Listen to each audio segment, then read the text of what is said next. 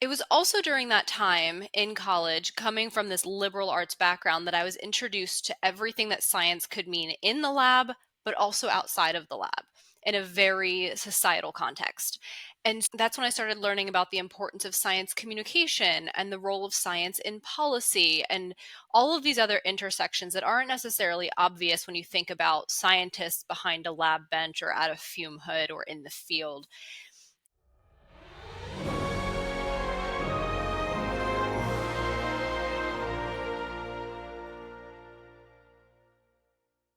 So, very excited to have Aubrey here. Thank you for joining us. Welcome to the show. I guess the first question I have for you, given your extensive experience, I'm curious when you were a child, do you remember what you wanted to do when you grow up one day? Oh my gosh, Monica, first and foremost, thank you for having me. And what a fun question to start with. Mm. But when I was little, the first thing I can remember wanting to be when I grew up was some combination of a teacher, a writer, and an artist.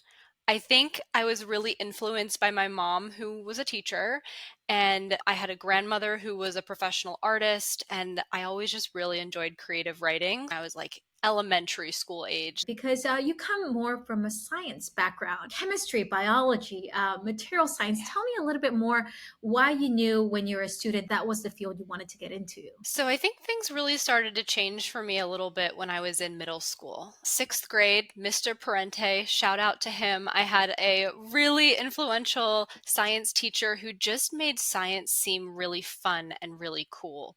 It was in middle school that I started to learn really what the scientific method was. I was that kid through middle school and high school that was really into science fair. Please don't judge me. Big fan of science fairs over here. The idea intrigued me because I have always been really interested in the environment and animals as a kid. And I really loved this idea that I could ask questions of what I wanted to know about in the world around me.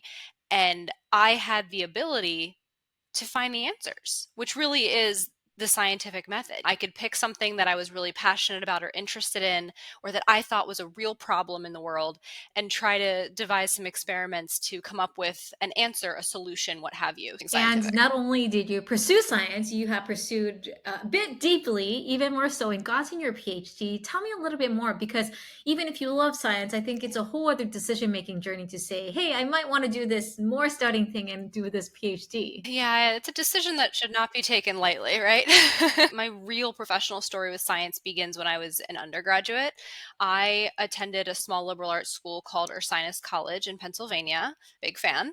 And while there, that's when I chose my first two really professional scientific paths, biology and chemistry, as you mentioned earlier.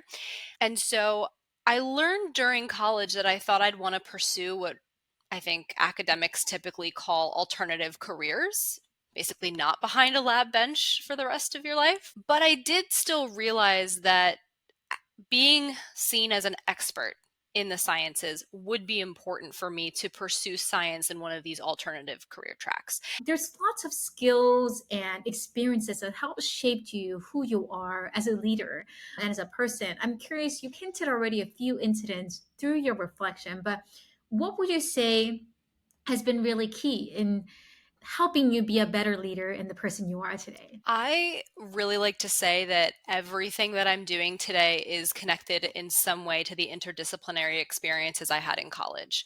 And there are two-ish in particular that I think have been most influential. One of those was when I was at Ursinus, I was part of the first cohort of students to take part in this new program, this new on-campus institute of sorts called the Parley Center for Science and the Common Good. I think it was born out of this idea that Ursinus is fairly well known in producing pre-med students. So there's like a lot of people who go there to focus on sciences and to go to medical school.